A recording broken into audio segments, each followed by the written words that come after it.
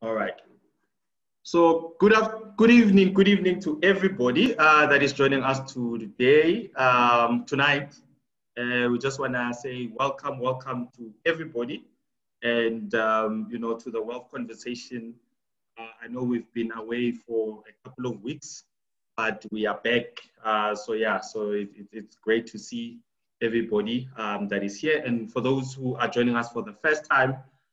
So we host this on a normally, let's say, weekly or bi-weekly on a monthly basis, just to talk about wealth and just the different ingredients that goes into creating wealth. So we have touched on a lot of things, from retrenchments to wealth protection, to personal branding. So a lot of things that we have discussed around, the ingredients of wealth creation. So if you have missed any of those, you can go into my YouTube channel. It's called Gav Talks Property and Finances.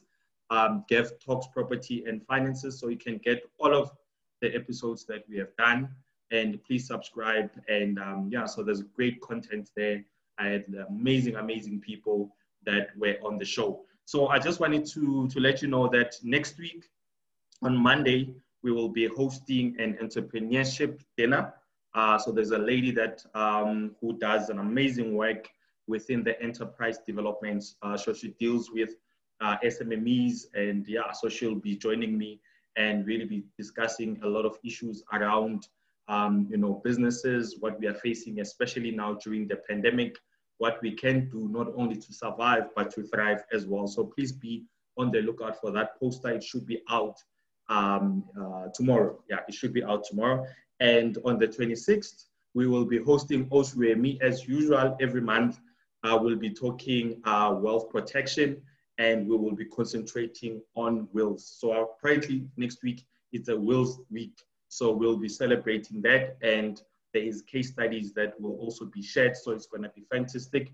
Please be tuned to that. And I'll be doing a property dinner before the month ends. So probably maybe the next week or week after that. And I'll be concentrating on stokvels. So I'll be talking a lot around stokvels, how to structure property, property stokvels, and all of that stuff. I'll be discussing it. So please be tuned in, and you won't be able to regret it. Now today, I'm so excited. Whenever we talk about family, it's one of those important discussions that right now they really make sense, and we really need to prioritize family. So I'm joined today by an amazing gentleman who I am learning a lot from. So a lot of people have been like, yo, we see you're doing amazing things, your kids. I'm like, yeah, I've been learning from the best, so so I'm really excited. Bratibos, thank you so much for joining us tonight. So can you please just introduce yourself? Who are you? What do you do? And we can get the show on the road. Thank you so much for having me, my brother, and good evening to everyone who's connected tonight. As you said, Thabos, and that is as far as it goes. Thabo Maatjie, and I'm married to one wife, and I'm blessed with 4 kids, 2 boys, 2 girls. Hallelujah. And we together run a ministry called The Love Talk. That's where we are all about love, relationships, marriage, and family. So that is our passion. That is what we do almost on a daily basis, if I may put it that way. Okay, fantastic. So welcome. I think we're doing this for the second time. The last time technology was not on our side. I think it was the second show that I did under wealth conversation, and the network was not great. So I hope that today we're gonna be all right. Okay, so I hope that today you can hear me, right? Yes, I can. Okay. All right, cool, fantastic. Now let's start here, Abu Tibos. Now, COVID-19 came, out of nowhere, and it caused havoc, and it's still really causing havoc. Now, as you're running a ministry that is concentrating on families, what are the impacts that you have picked up around COVID-19 that has really affected the family structure?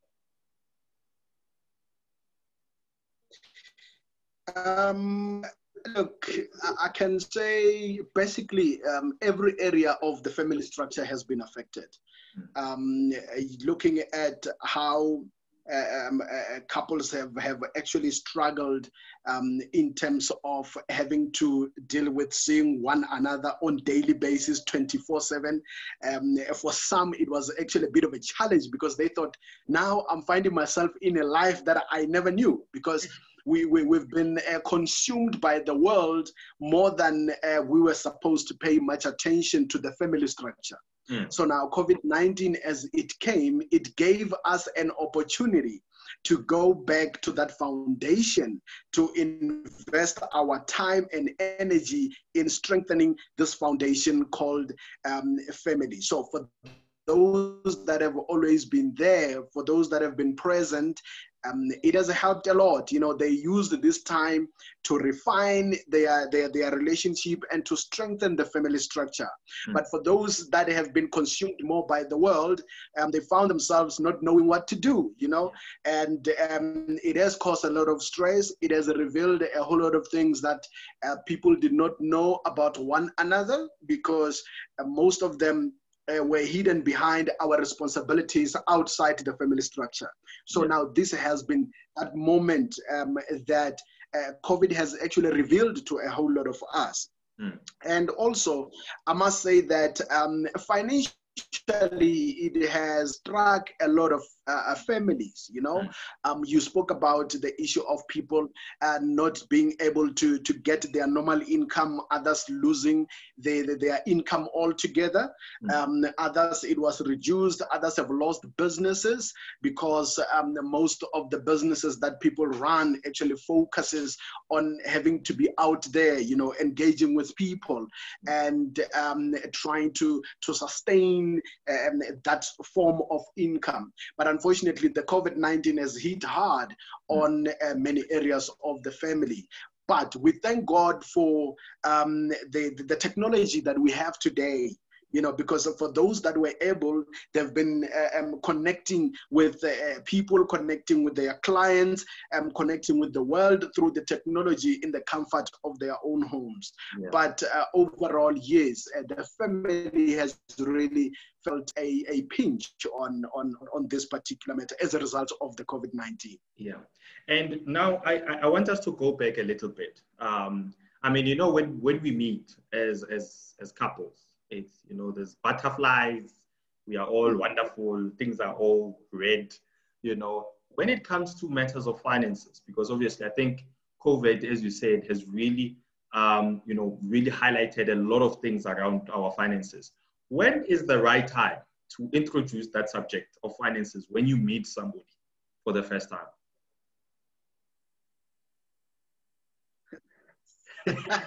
You know, this is a very interesting question, because everybody asks, you know, look, anything that affects the family structure that you have in mind when you meet somebody needs to be addressed at the point where you commit to one another. You know, if maybe you have not yet committed to one another into a relationship and having not found the purpose for the meeting, then you might bring these issues in a more general way. You know, Mr. Mkabela, what are your thoughts around finances? You know, what is your relationship with money?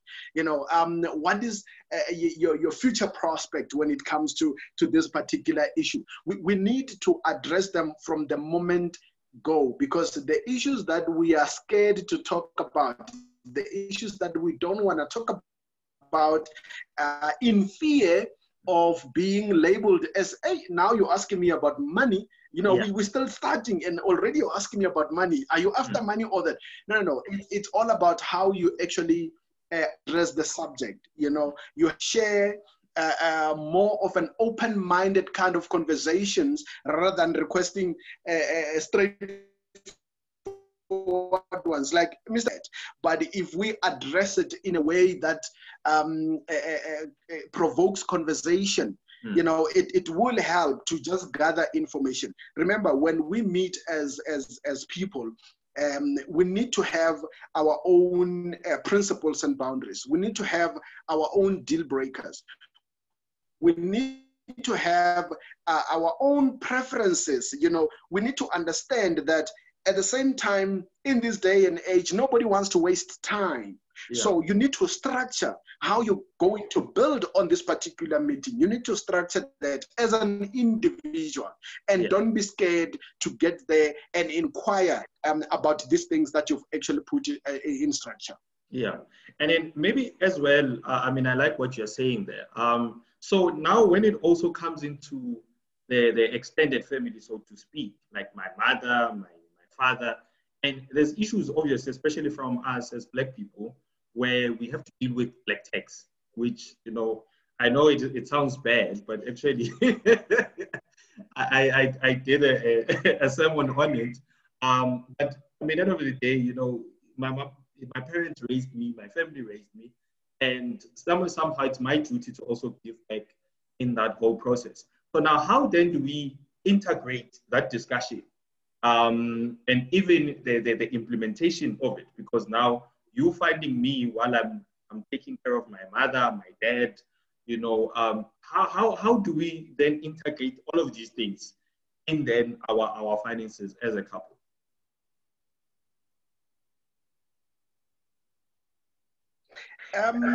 To be honest with you, this is a challenging subject for a lot of people. And well, for me, I would say it's something that needs a proper approach. You know, if you found me having certain things that I do, are you coming in there to change all that, or you're gonna try and meet me halfway as I meet you halfway with whatever that you're coming from? But in most cases, you find that, especially for us as men, you know, this case is focused mostly on us. If you find in a whole lot of discussions, yeah, what we need to do, we need to actually expose this, I call them, they are expenses. You know, we call them black tax, but they are expenses, because this is a financial responsibility that you actually feel, like you said, you owe it to your own parents for having been there for you, or else they are unable to look after themselves, and therefore you are there as somebody who helps them through that process. What matters the most is communicating these things. You know, in most cases, we don't talk about the things that should strengthen the foundation of the relationship. We only want to address them when we have already given ourselves into the relationship. And at that time, in most cases, you find that it's very late, you know, because now you hear things like, but you found me doing this. Why do you want me to change now? Also, it has a lot to do with that element of transparency. If we meet and we decide that now we are engaging to get married, all these things need to be addressed, and you need to negotiate them. You know, we might look at it, we might write it off and say, no, it's black text. When you get married, you need to be a man enough, you know, to say, now I'm changing from this. I'm going to leave everything that I was doing and now focus on building my own family. But what we need to understand is that it needs to be a slow and gradual integration into the process that will help you to become one with the person that you are getting married to. So black text, yes, it is there, but how do we communicate it before we engage into the marriage? It is not necessarily black text. It was that Gavin felt the need to say, let me help my parents, because they are unable to look after themselves when it comes to this issue. So when you meet your wife, obviously you're going to sit down and say, these are the things that I am engaging in, or I've been engaging in before you and I met.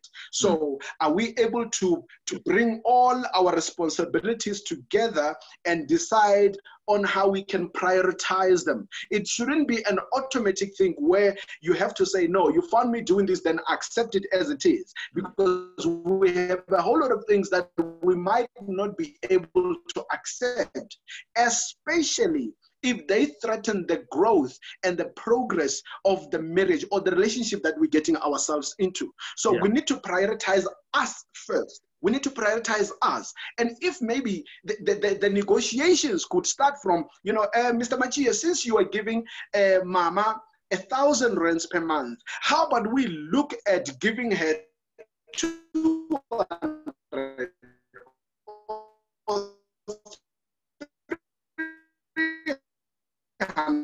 or even 500, because now we have to prioritize. You need to make sure that you don't remain stubborn in the things that you have been doing, but you negotiate how you guys can maneuver around them. So it shouldn't be automatic that one has to accept, okay, I'm dealing with black tax, and therefore whoever that I meet should actually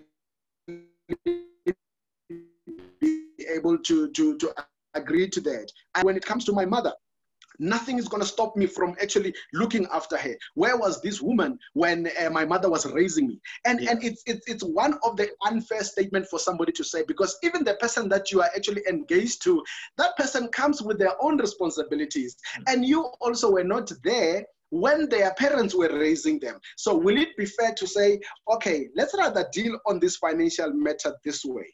Keep yours and I keep mine, but we engage into the relationship. I mean, we do have marital contracts that are actually designed to cover something like that, whereby you can go ANC, and as you go ANC, you decide, okay, where is it, with accrual or without accrual? So if you agree on that and say, okay, let's get married this way, and then my finances are my first with you. When it comes to that human element, in most cases, it is difficult to maintain that. It is very, very difficult. But we need to learn to negotiate our responsibility, because that is a responsibility that somebody cannot just reject just like that. No, definitely. I love what you just mentioned now, because obviously communication is the key in everything that we do, especially when it comes to our relationships.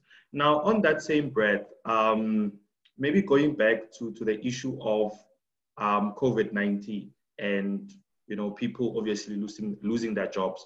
So earlier on, I alluded to the fact that, you know, I've been there, you know, where my business went under, and, you know, as a man, you feel useless because all of a sudden, you know, that role of being a provider is now shifting to now being provided for.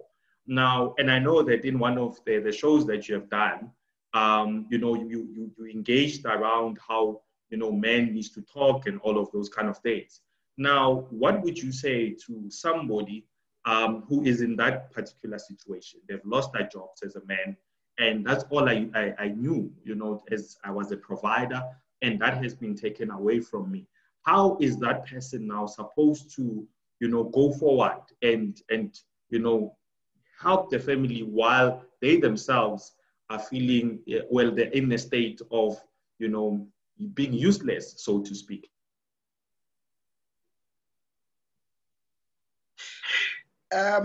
We need to be careful what we attach our identity and functionality to.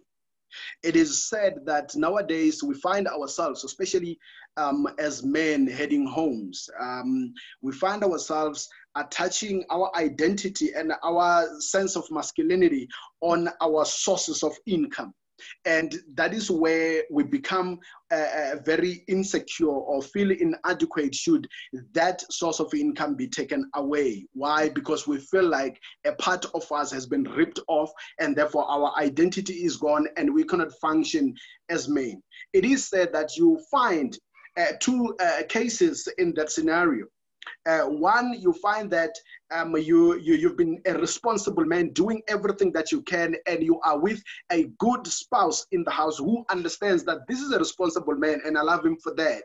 But the moment you lose that which you have attached your identity to, you become a complete different man, because you feel like you are no longer in the marriage, but you are there.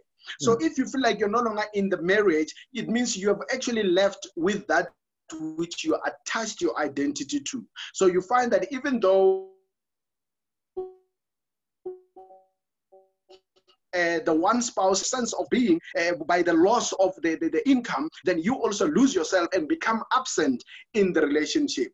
Secondly, you find those that have been doing everything and are responsible looking after their families, but the moment they lose that income, then the spouse becomes somebody else. So in this, you find that you either be the one who changes because you've lost your identity, or else your spouse changes from who they have been all along.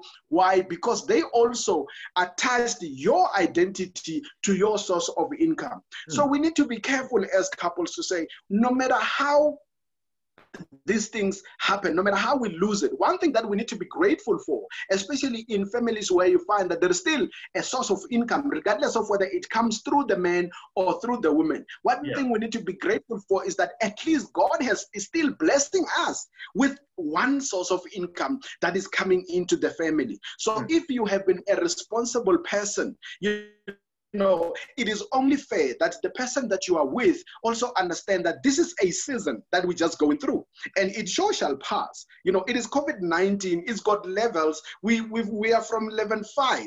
You know, but as it drops. It was worse on level 5, but now we are on level 1. And when we are on level 1, things are starting to pick up, and people are picking themselves up. But we need to be careful not to let such things to actually shake the foundation of the family. Because remember, the family should not be built on a foundation of finances only. We need to understand that there's a lot of things that needs to tighten that ground, need to cement that ground. And that is from our point of being, not what we can give, but who we are. And everything else that comes outside would just give us that opportunity to say, how do we grow from this? Because every challenge brings that opportunity to grow, brings that opportunity to say, it's either we become stronger through this, we work through it together and not become an enemy of another, or you can choose and say, now I can't because now we've lost the source of income, now the family is in tatters. We don't actually judge those that become hysterical when something like that happens, but we are just saying, as we share this information, you need to learn to understand that this is seasonal. It can happen at any time outside the lockdown, but it is seasonal. Now, who do you become through a season of challenges?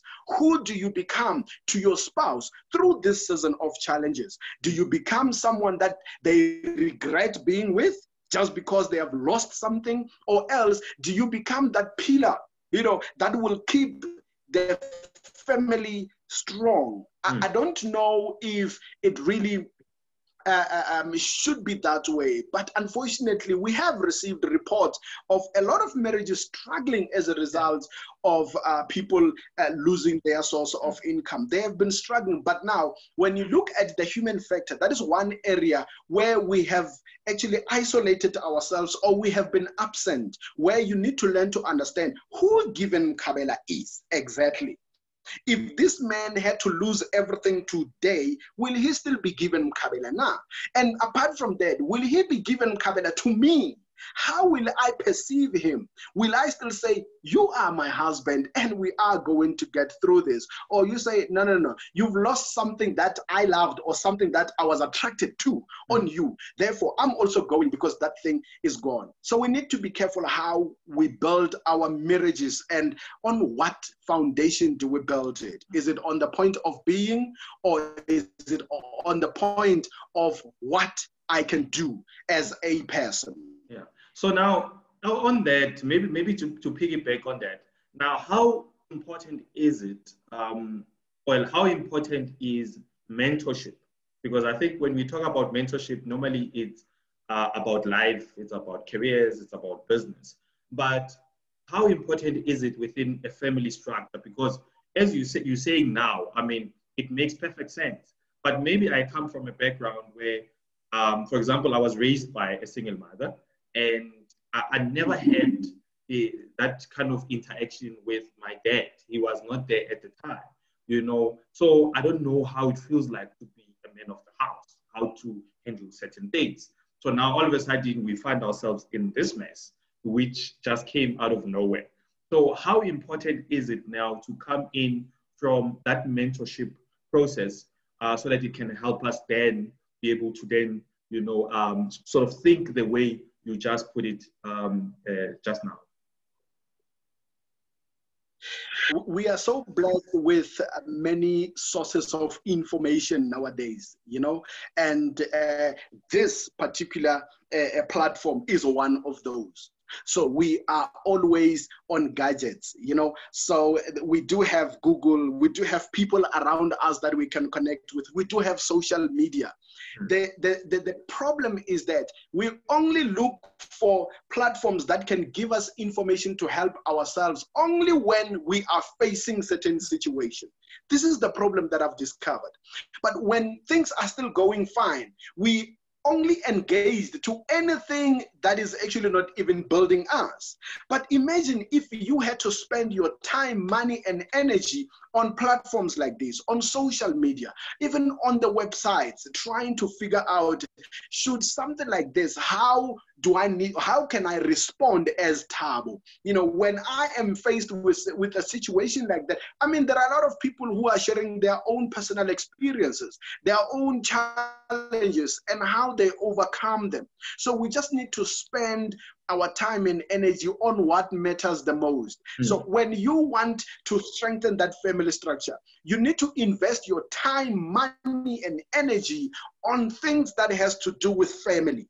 You can't be, there's always a thin line between I have to provide for my family, at the same time be present in my family. So you find that we fail in balance because one will either take you away from the other. And if it does that, when situations like this, families collapse. Why? Because we don't learn to find information on how to create this balance that is so much needed. We need to get to that point where we say, let me stop wasting my money.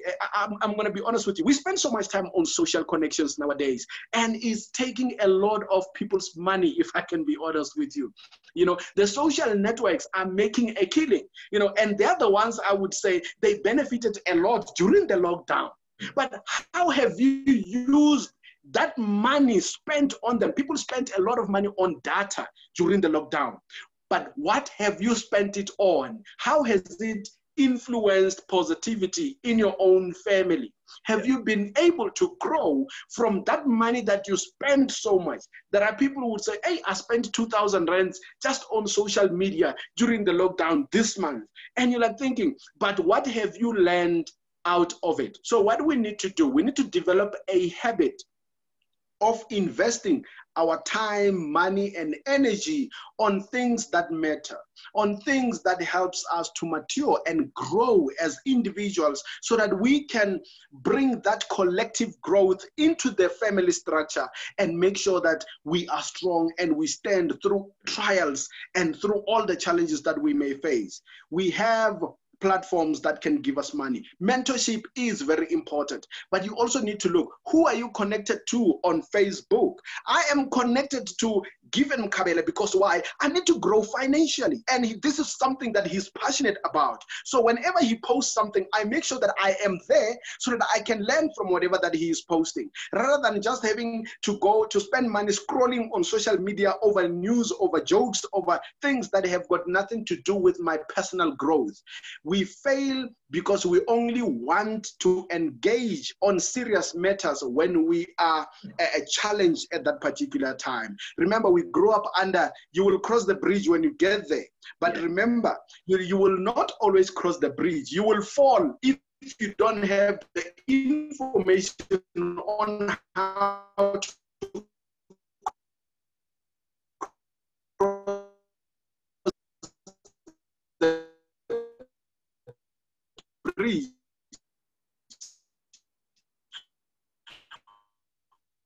When the situation attacks you. So prepare yourself that should I be working on the bridge and then in what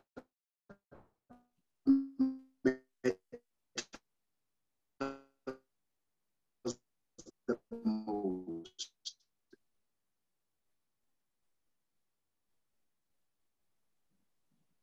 Are you still there? Yes, yes, I'm here. Okay, I think I lost you a little bit. I think my internet today, it's acting up. You know, when we talk serious things, this team, it comes here with funny things. But Trust me, I know it's always the case. it's always the case. And it never wins. Eh? All right, cool, man. No, no, thank you for that, man. So I think even the last time I mentioned this thing that, you know, I've been doing a lot of research around wealth creation, going into families, the guys that are on the Forbes list. And it's always fascinating that a lot of them, they either married, in their biographies, they were raised in a nuclear kind of family. And, you know, I remember I even wrote a blog around it to say now, but is this generational wealth sort of a dying kind of concept? Because if you check now, there's a lot of families that are raised by single mothers, single fathers.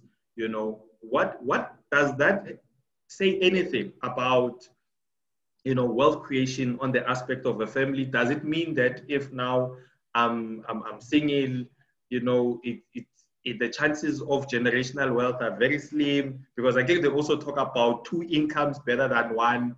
You know, how does that say to somebody who might be sitting and say, look, I'm a single parent, and, you know, I hear you guys talk about this whole generational wealth, you're talking about wealth creation. Where do I fit in? Because I don't fall within this whole nuclear kind of family structure.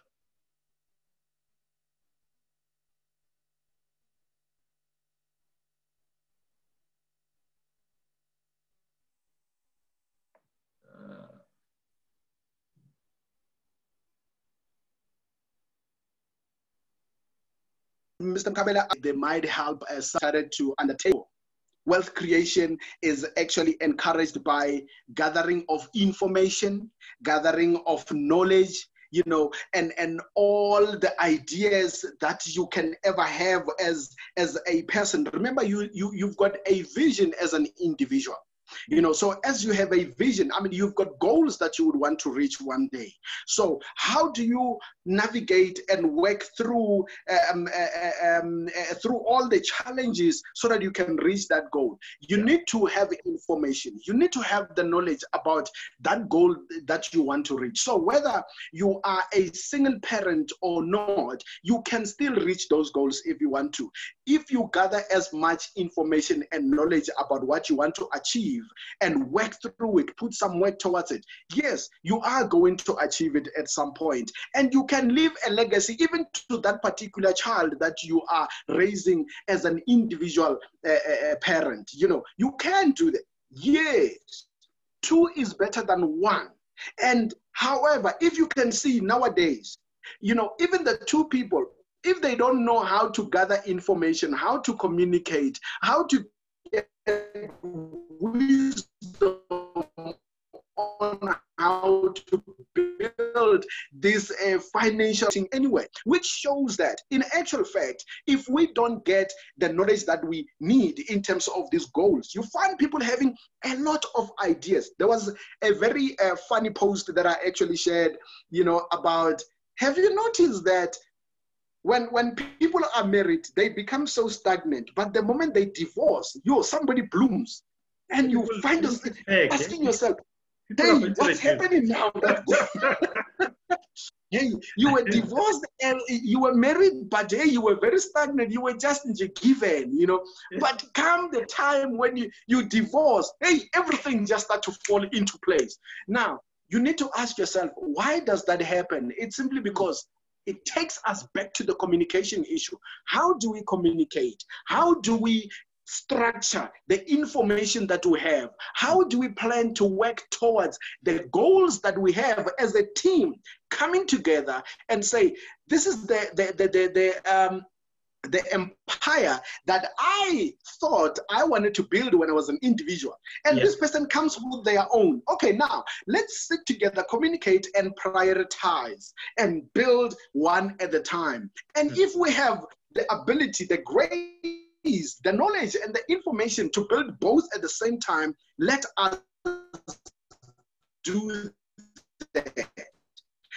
Now, if you communicate, or else as a married couple, you will still achieve those goals because you are planning on how to build the of information and knowledge, and using it is the wisdom that we need in order to create financial stability in our marriages. And even when you are an individual, get as much information as you can about the goals that you actually have as a person. We can achieve it. You know, even as there are individual people who are achieving a lot.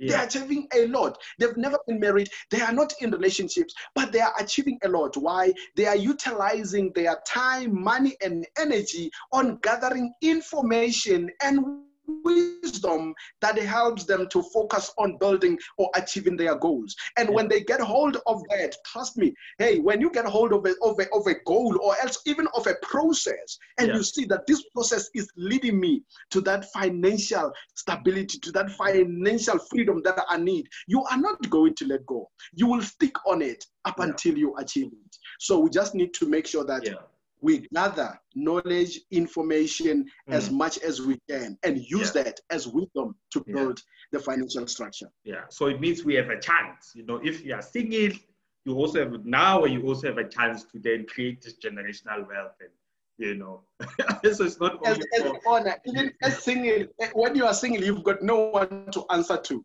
So you plan and say, "Let me try it. Let me do it." You don't have anybody to negotiate. So you see, you even stand a better chance. No, I hear what you're saying. So I think that in essence, as much as then we talk about then, you know, I mean, you mentioned a lot throughout around people coming together, communication.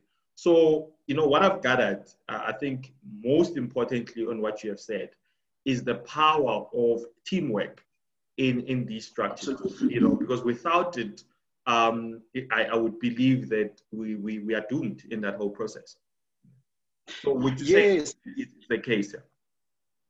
We actually have Zoom sessions with couples, and some of them are here. They will tell you that this is something that we've been talking about like for this month, you know, to say we need to start focusing on things that matter. We need to start doing things that we wanted to do even when we were single. We need to start engaging on that. And when we regroup and try to gather all this information and say, look, guys, we without this, but we had only the dream. Now we are two. Things can be better. We can do way much better. So what is it that we need to do? There are three things that I always encourage people to be careful of and to do away with. You know, be careful not to fall into this system, these worldly systems that have been created to stop you from acquiring the wealth that you need, or from building the legacy that you need. And this starts from the family structure. So now you need to look at, be careful not to fall into the trap of the credit system. That's number one. The second system is the health system and the education system. If you can be able to manage these and make sure that they don't control your pocket, believe you me, you can live the life that you want. You can build the legacy that you want. And I'll just give you a typical example as to why I mentioned these three. They are the top ones that actually keeps people stagnant in everything that they do. When you and I were growing up, Mr. Mkabela, you know, now I grew up in the rural areas, the dusty areas. So they always tell you, my parents could not afford themselves anything that they wanted because they said, we are investing in your education so that you can become a better person. Now, when I grow up and I have kids, I found myself having that type of mentality. And I was like, when you look at all the generations, that is what they adopt. You find us nowadays, we pay an exorbitant amount of money on the education system because we say this will give our children a brighter future. Mm. Remember, I'm not saying education is not important. It is very important. But what we need to do is to teach our children on how to gather information and use it. Yeah. So education is merely information. Well, some of it does not even come close to even pinching the things that you really want in life, you know. But at least as you gather that information, understand that if you don't use it, you are going to struggle in this life. There are people who are not where we are in terms of education and qualifications and so forth, and they're doing great in life. Why? Because they had the wisdom to use the information they gathered and all the knowledge, and they used it to create a financial structure that is sustainable. Yeah. So now, if you find yourself pouring money for your children into this system instead of teaching them how to gather knowledge, is going to be a problem, because they will grow up with that mind that grow up, go to school, get to university, look for a job. That is the process that we're going to follow, and many of us are following. The health system also, it has that. And I want to make it clear that I'm not actually writing them off. They are very good for you. But one thing you need to understand is that do not be entrapped in this stress system, because they will distract you if you want to build that financial legacy and leave it for your family. So what you need to do is, we find ourselves paying so much on the health system. You pay so much, Mr. Mkabela. You've got 2 kids. You are paying like 9,000-10,000 rands on medical aid. How often do you use it? You want the top. Yeah. How often do you use that medical aid? Or else you end up being that someone who says, let me just go and get my teeth whitened, you know, just to say at least I'm using it. Now, but you are paying a lot of money out of that. And thirdly, the credit system. If you don't have control of your money, you are not going to be able to build a sustainable financial structure. If you don't have that, and how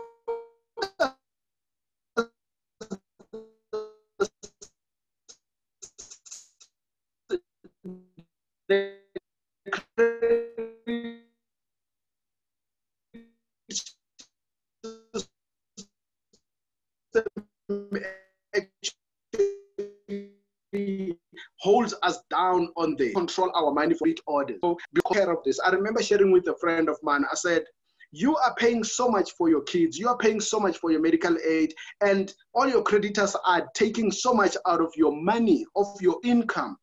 Now you want to drive a certain car, you want to drive a G-Class. Yeah. Let's look at these 3 installments that you're paying. What kind of a house do you think you would be living in if you were not paying this? These 3, if you're not paying that amount of money. I'm not saying cut it all together, but I'm saying if you are not paying all this, that amount of money, thinking it will actually pave a brighter future for your kids, whereas your parents also had the same mentality that makes you to also deprive yourself of the life that you want to live.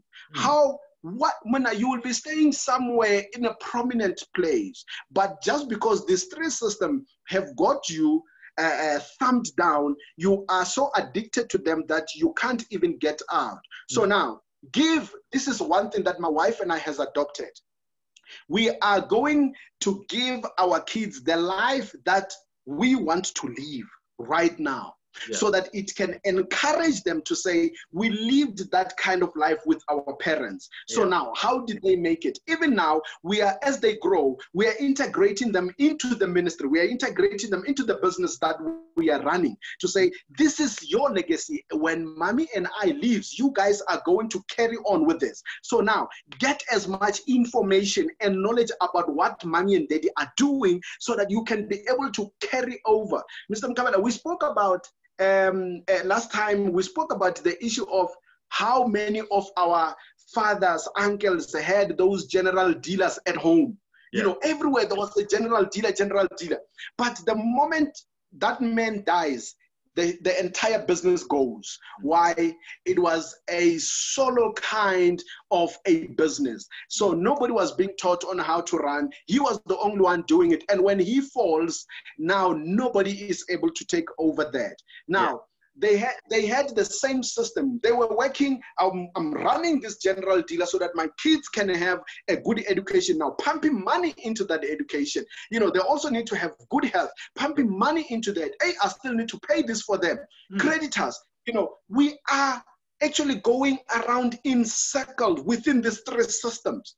But it is possible to free yourself from them, because for as long as you are hooked on this, building a sustainable financial legacy is going to be very, very challenging. So that is the route that we've decided to take, my wife and I, and say we are not going to fall for this anymore, but we will teach our kids on how to gather information, knowledge, so they can have wisdom on how to utilize it to continue with the legacy.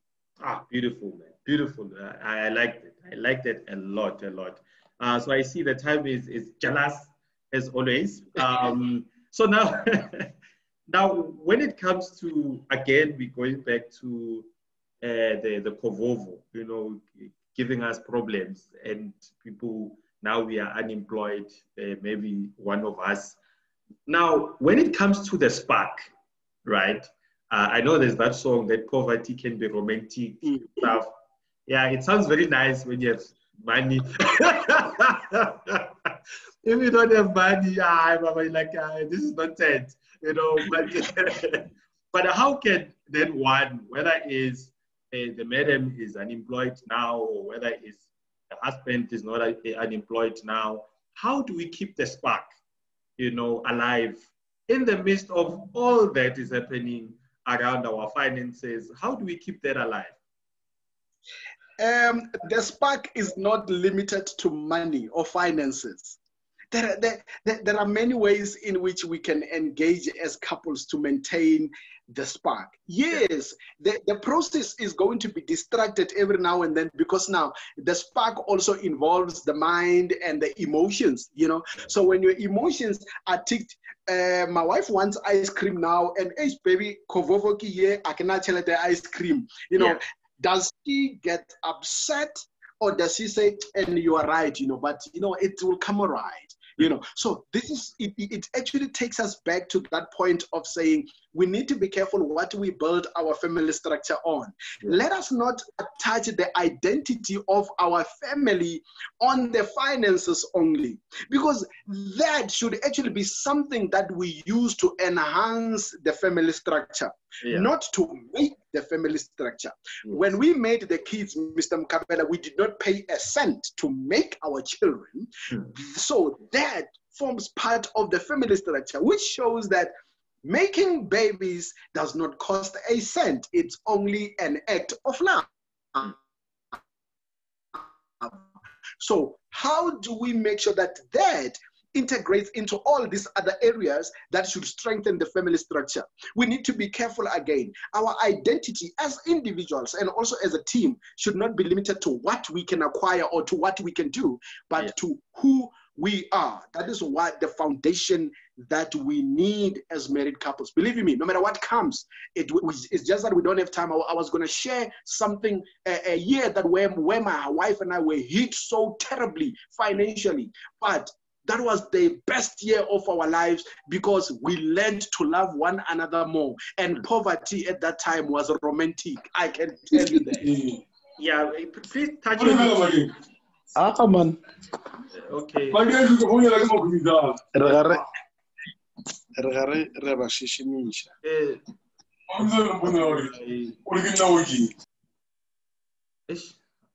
Okay. All right. Sorry about that. Are you still there? I'm here. That no problem. All right. Yeah. Cool. But maybe briefly, can you maybe go back to that particular time, because I think that is absolutely very important. When we share such things, because at times people will look at us and then will think it's all good, and we share it, and then they're like, yeah, they share it. It's all nice because things are looking all good. Can you just maybe touch on it, just in terms of, if you can, what exactly happened? How did you guys then be able to come out of all of that? One thing I love the most, which I believe is so encouraging to a lot of couples, is when we share from our personal experiences, because that is what we need. I know that there's a lot of theory, out there, but people are looking for the practicals. Yes. There was a time whereby my wife and I were in deep financial distress, so much that, have you ever seen Montlung Mo? We would have nothing to eat, and we've got kids. You cannot even borrow from nobody. The banks, you don't even waste your time because your credit rating is so low. You are so behind on a whole lot of debt because you know what? You just cannot afford. You just cannot pay them. And you also try to balance and say, love, perhaps let us downgrade from where we are living and go somewhere else. And then how check, you realize that in actual fact, the costs are still going to be the same. You find yourself whereby we only had to cover just for the house and the food. And you look at it and say, by the second week, we had nothing to actually eat. We had nothing to do. And now we also, by the time I get paid, now we're already thinking about borrowing in order to cover some of the things. That was the most challenging year of our lives because we were not able to just do anything. We were not able to. And sometimes, I remember we had our electricity switched off while our son was only 5 days old, and it was in winter, and you had nothing to do. It started when we actually got robbed through these scams, and then to recover from there, believe me, it was a mission. It took us years, but 1 year where we filled the whole heavy weight on us. It was exactly we were not able to do anything for ourselves financially. And that helped us to sit back and say, I remember telling my wife, babes, can you please maybe think about this idea? Let me rather take you and the kids home so that I can try and rebuild on our financial structure. But my wife, being the woman that she is, she said, I am not going anywhere. We fell together on this and we're going to stand together on this. And believe you me, that on its own gave me the courage that I needed so that I can rebuild on that which we were so much deep into. We couldn't pay anybody. But one thing that we learned out of that was the fact that, one, our marriage was tested, but we ourselves withstood that test. Because it was the financial structure that was actually tested, not every area. It was the financial structure. And now we were just so graced that we were able not to let that kill our marriage. Because should it have killed our marriage, then we would be thinking, on what basis are we actually building our marriage at this point in time? So that if anything like this comes, and then it distracts us, is going to be an issue. And secondly, we learned financial lessons as well through that time, through that period. Maybe we don't have anything now, but let's plan. Let's plan as if we are going to get these millions tomorrow. Let's plan. We continued to plan while we had nothing. To a point whereby, to be honest with you, we would actually argue more when there was one rent coming in, but we would love each other more when there was nothing. That is how it actually was. And that's why I say poverty was just so romantic at that time. Because, we would rather not have anything. It also goes back to the choices that we make. Who do you marry? Who I am with you? Mr. Mkabela, I can tell you that during that year, when we thought we had nothing, but we kept on planning and believing and having faith that things are going to be fine, we became stronger as a team, as a unit of one. We became very stronger. We were not fighting or arguing so much than when we had everything on our plate, believe you me. But when we had nothing, we set and structured. And secondly, financially, we got to a point where we learned hard lessons by being stopped from getting finance anyway. Have you borrowed from friends so much that you ended up not having friends because you know that when you call, they are thinking, oh, and at that time, you had people who could actually remedy your situation. But for some reason, they couldn't. For some reason, they didn't. Why? Because that was supposed to be our time to learn the financial lessons so that we don't repeat the same mistake when things are better. At that point, we learned one thing that we're still grateful for is that we learned, Mr. Mkabela, to buy things cash, whereby when we need a certain furniture, we plan and say, love, this month, you know, we are not paying the car, we are buying this sofa because we want, it's a need. We need this couch right now. And now it gave us so much power over the issue of losing money, because sometimes, you know, we want to hold on. When you go to a furniture store and you want a refrigerator and they say it's 10,000 rand, and you say, how much is it monthly? They say monthly is 2,500. You thinking actually the 2.5 is cheaper than the 10,000. Whereas the 2.5 comes in 36 months and you will pay that fridge 3 times. So it has taught us to say when we need something, we can buy it cash. Why? Because we cannot borrow. We are not credit worthy. That helped us, you know. So in a nutshell, I can say it all depends on who you are married to. Are you guys strong enough together to say, this is a season that we are going through and we are going to overcome it? And you keep learning. You keep encouraging one another during that time. I'm so blessed to have a wife like mine, Muna, and I love this girl, you know, hey, to the moon and back, because she's the one who said, hey, Muna, I'm not going anywhere. We are in and we need to come out of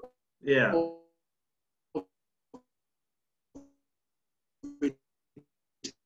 And that is why we are sharing our experience, let them keep you stronger together.